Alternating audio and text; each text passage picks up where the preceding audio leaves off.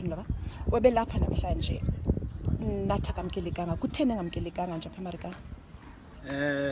ngendlela ezengayo kuyakhomba banokudelela abanako emveni kwe5 years kwashona abantu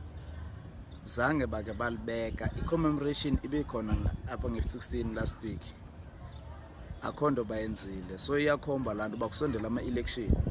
so bayacanvasa ngeMarikana ngesehlo saseMarikana umuntu xa ifuna ukuvotelwa uba uza eMarikana ngenxa bayifuna ukuvotela i-commission kaFalama ibikhona Nkosazana Dlamini Zuma kange ndisimbone kwi-commission kaFalama noba linye langoka ahlale athi uzomamela i-commission so iyakhomba ukudelela kukhona phakathi kwabo baba umuntu xa ifuna ukuba mangathole uba mangavotelwe ngabantu acinga uba makeze eMarikana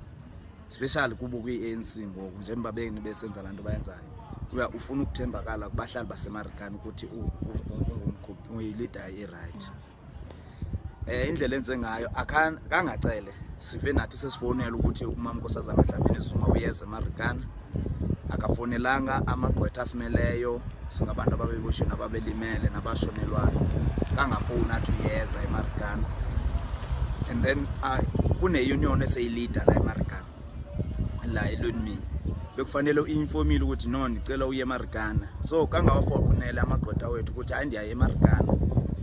uba ndingadibana nabapha abantu singi-community nathi singabasebenzi abantu babehlelwe sesasehlo entabeni akasifoni akanga bacele kwa permission ukuthi kange basixelele simvase kusithiwa uyeza